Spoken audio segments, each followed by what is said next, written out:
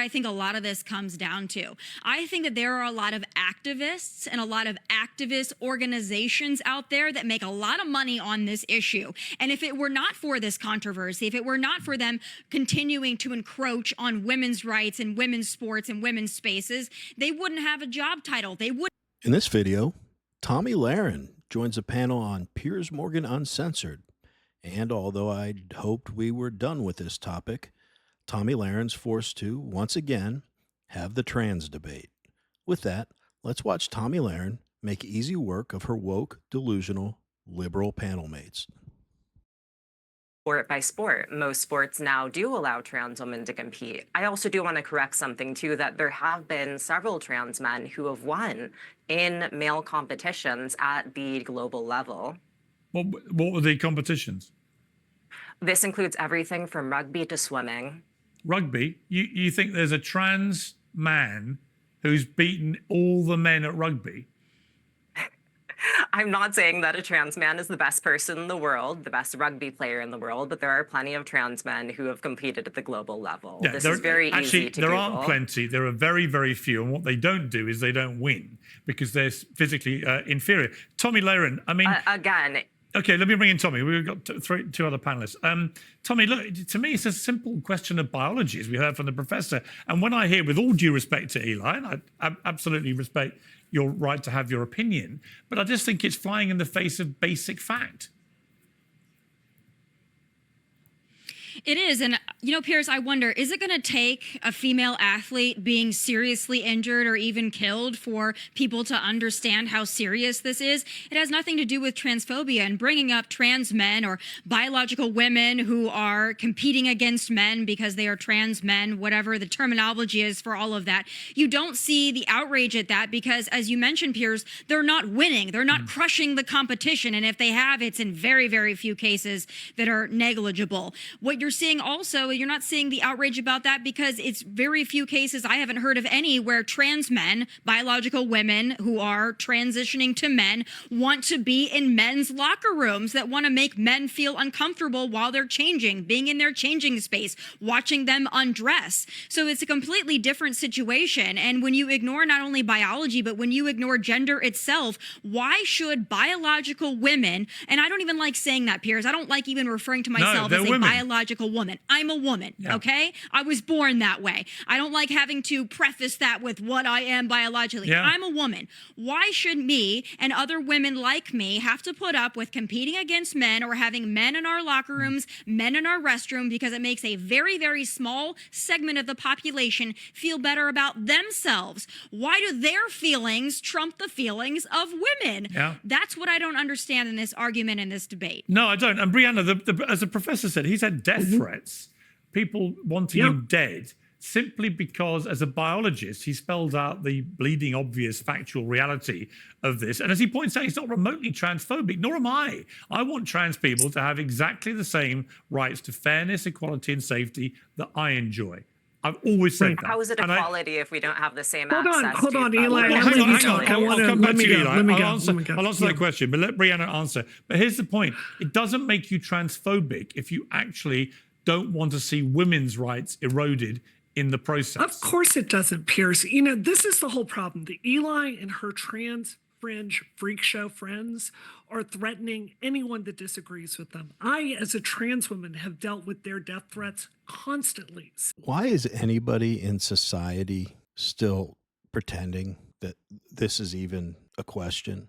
You know, Tomi Lahren said there, what's it going to take, you know, a woman getting seriously injured or even killed for people to wake up to how dangerous this is? I could go down a list for you of multiple cases in the United States and multiple cases abroad where high school girls have been seriously injured. And while I disagree with living a trans lifestyle and believing you're a different gender, I hate that I even have to say this, but if you're over 18, we live in a free country. You can live how you want to live. The only problems that people have is the sports issue they're talking about here, where girls can get injured.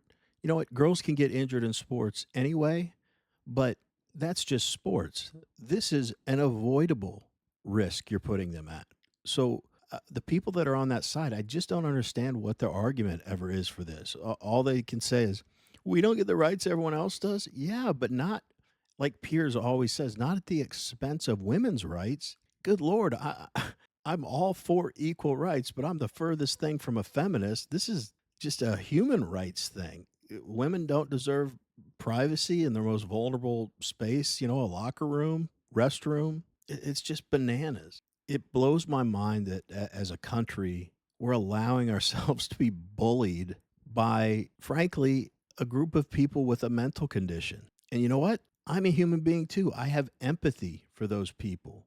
I think Ben Shapiro's talked about it before. He had a relative or grandfather that had schizophrenia, and you wouldn't affirm that mental issue. You try to treat the person for it. You wouldn't say, "Oh yeah, Grandpa, you are hearing 57 different voices in your head." And even the trans panelists on here, they're making a good point about how the lunacy of the left and how they want to force everyone else to abide by the way they feel on a given day is probably pushing people out of the Democrat Party. Anyway, let's get back to the video. But you know what she did do? You know what she did do? Hang on, Brianna. I mean, what Kamala Harris did do, she and President Biden both supported having trans women in women's sport. And that was part of the most successful political ad in recent memory. As I said to the professor, when you had an ad that ended up, Kamala's for they, them, Donald Trump's for you. That was deemed to be the most effective ad in modern political American history. That's right? correct. At some point, Eli, you've got to look at yourself and think, wow, our campaign isn't working. Telling people that it's okay for biological men to come into women's sport and be massively more successful as women than they ever were as men, which is what happens in almost every single case. That is not fair. It's not equal. It's not right. It's cheating. And if you don't think it is, and you try and pretend it isn't, eventually, as we saw, most Americans wake up and go, bullshit. I'm going to vote for Trump even if I don't like him, because he'll stop this madness. And I simply say to you, I want all trans people to have fairness, equality, and safety. Why would you jeopardize all that at the altar of such obviously unfair, unequal, unsafe bullshit? Genuinely.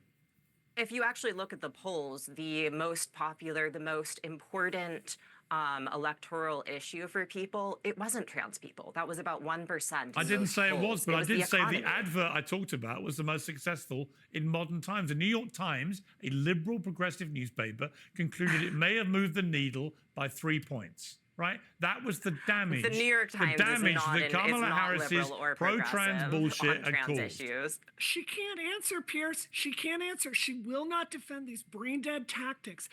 Pierce, I don't want to go compete against Tomi in sports. I want to go have lunch uptown with her and talk about normal stuff. Right. That's why I transitioned to just have a normal life. Eli.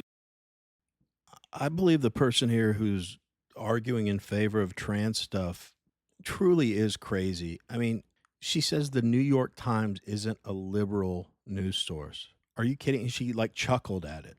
And just to be clear, yes, that ad about they, them was the most effective political advertisement in modern political history. And they're right. It was not the number one issue for people, but they also want to argue because it was only 1% of people cared about it, that, oh, it's not that big a deal then. No, it is a big deal because with the grooming of children, with the telling kids they can be whatever gender they want, with not telling their parents if they're identifying as trans at school like they do in California, this mind virus is only going to infect more and more kids.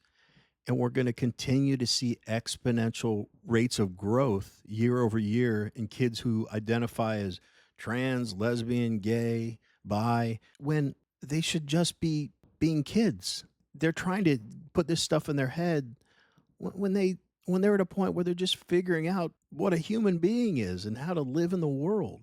It's so bad for them. You think 4, 5, 6, 7, 8-year-olds are thinking about sexuality? Give me a break. If these people were truly empathetic, they would want therapy, psychological counseling for these people. They wouldn't want to just let them live in a delusion, because I have seen zero evidence that when they transition, even with surgery, that their happiness improves, their quality of life improves whatsoever. In fact, and I don't have data on this, but I would say, if anything, all it does is add more problems to their life, to someone who's already troubled, especially if you're going through surgery and hormones and puberty blockers and cutting off genitals. Those just add problems for someone who already has a lot of problems. So instead of, hey, let's try to get to the bottom of what you're going through mentally, instead, let's do all these extra procedures on you, which, by the way, there's a huge industry behind that makes a ton of money off of it.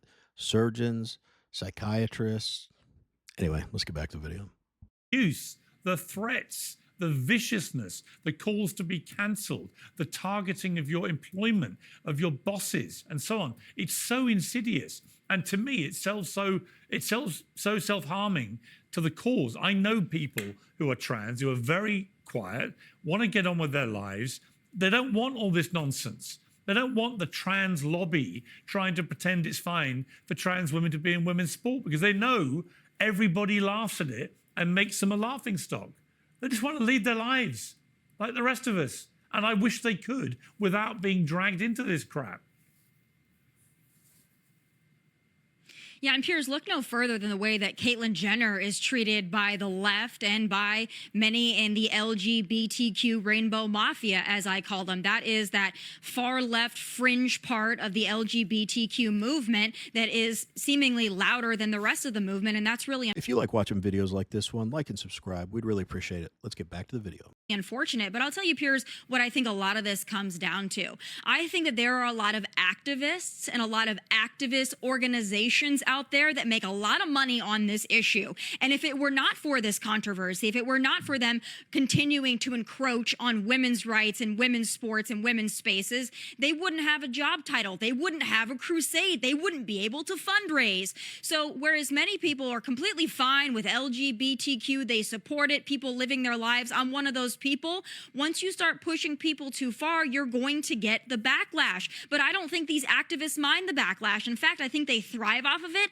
and I think they make their paychecks off of it because they love it. They love keeping this at the center of controversy. That's the only way a lot of these organizations can exist. That's the only way a lot of these nonprofits can exist. And that's the only way that some of these people can take huge salaries pretending to be and cosplaying to be advocates for the LGBTQ community. And it's Perfect way to wrap up the video right there. She's right. I mentioned that there's doctors out there, you know, a medical industry making a lot of money off of this delusion. But yeah, the trans rights activists are just like the race hustlers. If this controversy goes away, they're out of a job. This is such a small minority of the population, and even the left. But the problem with the left is they don't distance themselves from the crazies on their side because they know how weak their party is, and they're like, we can't afford to lose anybody. And then, of course, by doing that, they push people out by telling them, if you don't agree with us,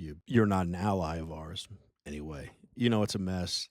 This is a ridiculous topic, and I really hope society as a whole just gets some balls and stands up to this and says, look, live your life if you want, but you're not messing with our kids. Men aren't playing in women's sports, and don't force everyone to address you, use the exact words that you want them to use, or else they're a bigot or whatever. But we want to hear from you. What do you all think about this trans debate? Are you sick of it like I am, or do you think there's merit to it and I'm being too narrow-minded? Let us know. Anyway, as always, really appreciate you watching, and we will see you in the next one.